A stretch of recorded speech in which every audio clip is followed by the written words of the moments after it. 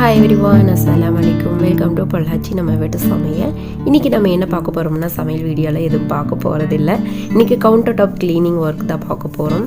காலையிலேயே எல்லா வேலையும் கம்ப்ளீட்டாக முடிஞ்சிருச்சு.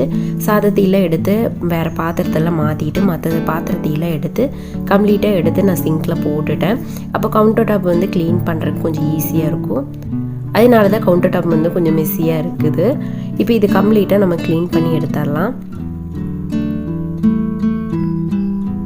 பாருங்கள், பாத்திரம் அத்தனையுமே வந்து சிங்கில் எல்லாமே போட்டுட்டேன்.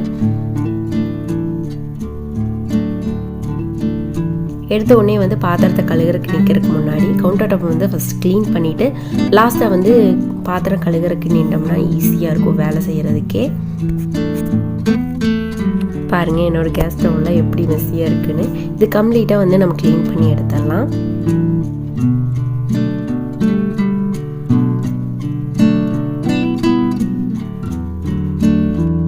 ஃபஸ்ட்டு வந்து இந்த சைடில் இருக்க இந்த கவுண்டர் டாப் வந்து நல்லா நீட்டாக தொடச்சி வச்சிடலாம். ஒரு ஈர துணியால் நல்லா நீட்டாக தொடச்சிக்கிறேன். மேலே இருக்க இந்த வாலில் இருக்க டைலையும் நல்லா நீட்டாக தொடச்சிடலாம். இந்த டம்ளரில் வந்து சோம்பு சீரகமும் ஊற வச்சு வச்சுருக்கேன். இது நல்லா வெயிட் லாஸ் ஆகிறதுக்கு நல்லா யூஸ்ஃபுல்லாக இருக்குது.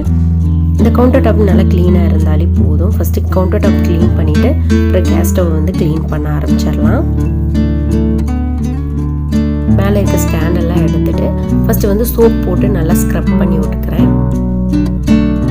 அதுக்கப்புறம் ஒரு ஈர டவலில் வச்சு நல்லா தொடச்சி போட்டு அப்புறம் நார்மல் டவல் வச்சு நல்லா நீட்டாக தொடச்சிட்டிங்கனாலே நல்லா க்ளீனாக இருக்கும்.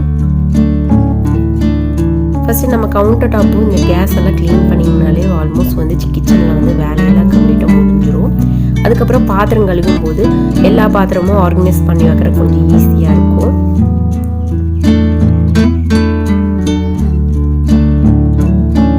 குக் பண்ணும்போதே கையோடையே பாத்திரம் கழுவுறதுக்கு ட்ரை பண்ணுங்க.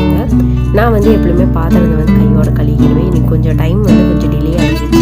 அதனால தான் பாத்திரங்கள்லாம் அப்படி அப்படியே கலக்குது.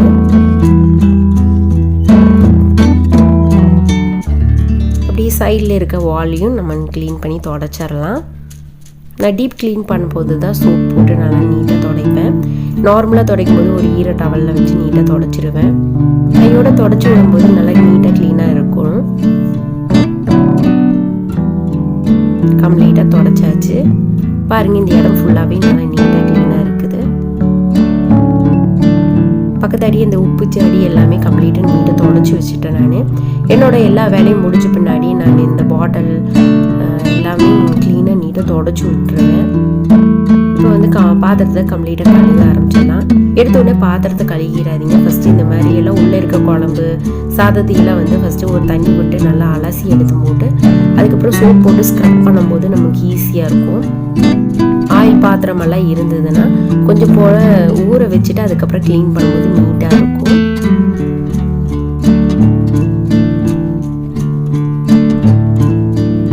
பாத்திரத்தை எல்லாம் கழுகி இந்த சைடில் தான் நான் வச்சுருக்கிறேன். நல்லா தண்ணியெல்லாம் வடிஞ்ச பின்னாடி அது இடத்துலையும் அது வாக்கிலேயே வச்சுட்டிங்கன்னா நீட்டாக க்ளீனாக இருக்கும். கொஞ்சம் ஈஸியாக இருக்கும். ஆர்கனைஸ் பண்ணுறதுக்குலாம் கொஞ்சம் ஈஸியாக இருக்கும். அதனால நான் அப்படி வச்சுக்கிறேன். சமையல் வேலையெல்லாம் முடிஞ்ச பின்னாடி கையோடையே இந்த பாத்திரங்கள்லாம் கழுகி விட்டு இந்த வாலில் இருக்க டைலு கவுண்டர் டாப் ஏரியா எல்லாமே க்ளீனாக தொடச்சி வச்சுட்டிங்கனாலே ஸ்மெல்லோ எதுவுமே வராது. ஈவினிங் வரையுமே நீங்கள் ஃப்ரீயாக இருக்கலாம். நம்ம கிச்சனுக்குள்ளே வரும்போதே கொஞ்சம் நல்லா இன்ட்ரெஸ்ட் இருக்கும். அடுத்து என்ன செய்யலாம் அப்படிங்கிற மாதிரி இருக்கும். அதனால் எப்படியுமே கிச்சன் வந்து நம்ம க்ளீனாக நீட்டாக வச்சுக்கிறது ரொம்ப ரொம்ப நல்லது. ஃபஸ்ட்டு வந்து பெரிய பாத்திரங்களை நான் கழுவி எடுத்துட்டேன். பொடி பாத்திரம் கழுகுறதுக்கு கொஞ்சம் ஈஸியாக இருக்கும். லாஸ்ட்டாக ஸ்டாண்டெல்லாம் கழுவி எடுத்துக்கலாம்.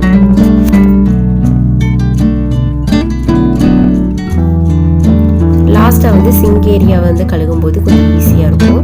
ஃபஸ்ட்டு வந்து நம்ம பாத்திரம் எல்லாமே கழுவி எடுத்தாச்சு. அதுக்கப்புறம் வந்து சிங்க் ஏரியாவும் நல்லா ஸ்க்ரப் போட்டு நல்லா கழுவி எடுத்துட்டிங்கன்னா அந்த இடமும் நீட்டாக க்ளீனாக இருக்கும்.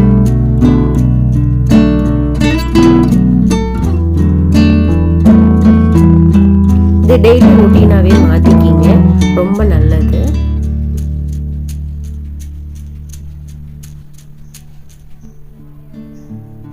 பாருங்கள், இந்த ஸ்டாண்டெல்லாம் அது இடத்துலையே நம்ம வச்சிடலாம். இப்போ இந்த சைட்லேயும் நம்ம ஒரு ஈர துணி வச்சு நல்லா நீட்டாக தொடச்சிக்கலாம். இப்போ இந்த வாலில் இருக்க டைலெல்லாம் நல்லா சோப் போட்டு கொஞ்சம் ஸ்க்ரப் பண்ணி விட்டுறலாம். அப்போ தான் நீட்டாக இருக்கும். மார்னிங்கும் நைட்டும் இந்த மாதிரி செஞ்சிங்கன்னா நீட்டாக க்ளீனாக இருக்கும்.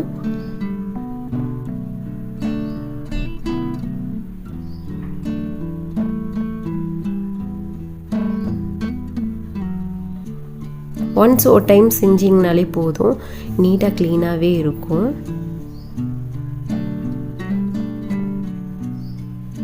பாருங்கள் எவ்வளோ க்ளீனாக இருக்குன்னு. அவ்வளோதான், வாலில் இருக்க டைலு, கவுண்டர் டாப்பு எப்படி இருக்குதுன்னு பாருங்கள். இந்த மாதிரி டெய்லியும் நீங்கள் செஞ்சுட்டு வந்தீங்கன்னா சூப்பராக இருக்கும். பாருங்கள் எவ்வளோ அழகாக இருக்குன்னு.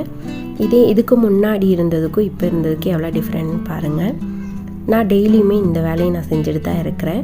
இது நான் இப்படி செய்கிறதுனால டீப் க்ளீன் பண்ணும்போது ரொம்ப ஈஸியாக இருக்குது எனக்கு வேலை செய்கிறதுக்கு. இந்த மாதிரி டெய்லியுமே நீங்கள் மெயின்டைன் பண்ணிகிட்டே வந்தீங்கன்னா உங்களுக்கு ஈஸியாக இருக்கும். பூச்சியோ எதுவுமே வராது, எந்த ஒரு ஸ்மெல்லோ எதுவுமே வராது. ஏன்னா நம்ம டெய்லியுமே நம்ம க்ளீன் பண்ணிட்டு வரோனால நம்ம கிச்சனை நமக்கு பிடிச்ச மாதிரி வச்சுக்கிறதுக்கு ரொம்ப ரொம்ப பிடிக்கும் எல்லா பெண்களுக்குமே. நான் என்னோடய கிச்சனை நான் இந்த மாதிரி தான் மெயின்டைன் பண்ணிட்டு வரேன். நீங்களும் இந்த டிப்பை ஃபாலோ பண்ணுங்கள். உங்களுக்கு இந்த வீடியோ உங்களுக்கு ரொம்ப பிடிக்கும்னு நினைக்கிறேன். இந்த வீடியோ உங்கள் எல்லாத்தையும் பிடிச்சிருந்தா மறக்காமல் பொள்ளாச்சி நம்ம வீட்டு சமையலுக்கு சப்ஸ்கிரைப் பண்ணுங்கள். Thank you all.